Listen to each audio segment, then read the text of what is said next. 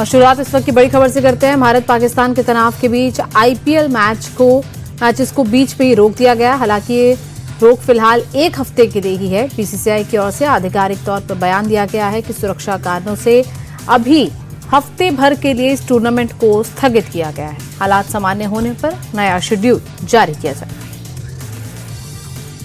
थोड़ी देर में दिल्ली में एयर रेड सायरन की टेस्टिंग होगी। हवाई हमले के अलर्ट की जांच की जाएगी। दिल्ली सरकार ने लोगों से कहा है कि ये सिर्फ एहतियात के लिए किया जा रहा है, लोग किसी भी तरीके से पैनिक ना हो।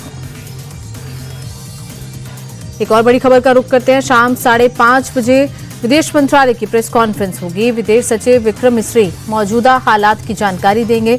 सेना भी इस प्रेस कॉन्फ्रेंस में मौजूद रहेगी। सेना की ओर से कर्नल सोफिया कुरैशी और wing commander Vyomika Singh media को ब्रीफ करेंगे।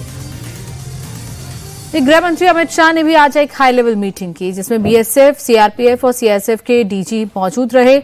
इसके अलावा गृह मंत्रालय के कई बड़े अधिकारी भी इस बैठक में शामिल रहे। एनएसए और आईबी के चीफ भी बैठक में मौजूद थे।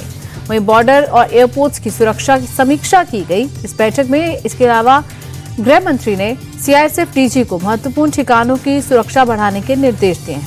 एयरपोर्ट्स, पावर प्रोजेक्ट्स की सुरक्षा भी बढ़ाने को कहा गया है। आज सुबह एक और बड़ी बैठक हुई जो रक्षा मंत्री राजनाथ सिंह ने की। इस बैठक में तीनों सेनाओं के लोग शामिल हुए। 2 घंटे तक ये बैठक रक्षा मंत्रालय में चली। वहीं तीनों सेनाओं के प्रमुख के साथ साथ सीडीएस अनिल चौहान भी इस बैठक में शामिल रहे। बैठक में ताजा हालात और आगे के एक्शन प्लान पर चर्चा हुई। वहीं इन दोनों बैठकों से अलग दिल्ली में और भी 3 बड़ी बैठकें हुई। स्वास्थ्य मंत्री जेपी नड्डा, वित्त मंत्री निर्मला सीतारमण और कृषि मंत्री शिवराज सिंह चौहान भी अलग अलग बैठकें करेंगे। भारत के आर्मी चीफ को एक बड़ा अधिकार मिल गया है। आपको बता दें, सेना टेरिटोरियल आर्मी का इस्तेमाल कर सकती है, ये अधिकार दिया गया है। इसके अलावा टेरिटोरियल आर्मी को तैयार रहने का भी आदेश दिया गया है। पाकिस्तान ने कल जो मिसाइल हमले किए उसको लेकर बड़ा खुलासा हुआ है। पाकिस्तान के टारगेट पर भारत का गोला बारूद का डिपो था, एमुनिशन डिपो था। पाकिस्तान ब्रिगेड हेडक्वार्टर उड़ाना चाहता था। वहीं पाकिस्तान का तीसरा टारगेट आर्मी कैंप था। हालात का जायजा लिया। दरअसल एलजी मनोज सिन्हा उरी में रिहायशी इलाकों को जहां पर रिहायशी इलाकों को टारगेट किया गया है, वहां पर वो पहुंचे। पाकिस्तान लगातार उरी और पुंछ की तरफ गोलीबारी कर रहा है, शेलिंग कर रहा है। और जो कल शेलिंग हुई थी, फायरिंग हुई थी, उसमें उरी में एक महिला की मौत हुई। वहीं पुंछ में भी एक नागरिक की मौत हुई है।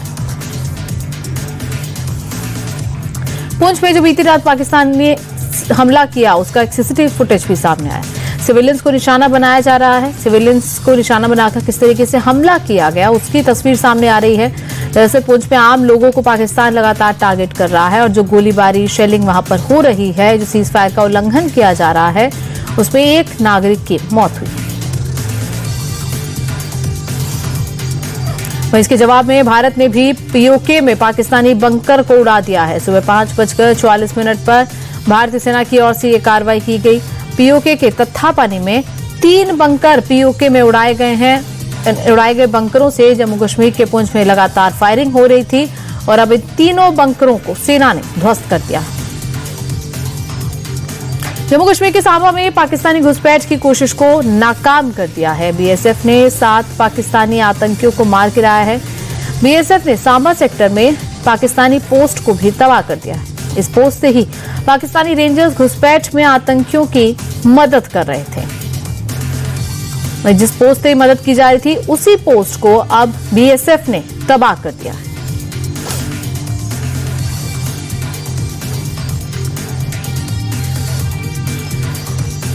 तो पंजाब के होशियारपुर की बात करते हैं, जहां पर आज सुबह एक चीन की बनी हुई मिसाइल मिली है।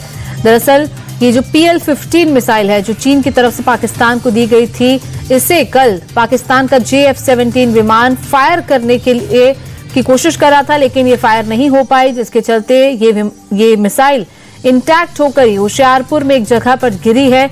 और इसकी तस्वीरें भी आप देख रहे हैं कि इंटैक्ट ये मिसाइल है। JF-17 और PL-15 ये दोनों पाकिस्तान को चीन की तरफ से ही दिए गए थे और JF-17 PL-15 को फायर करने में नाकाम रही।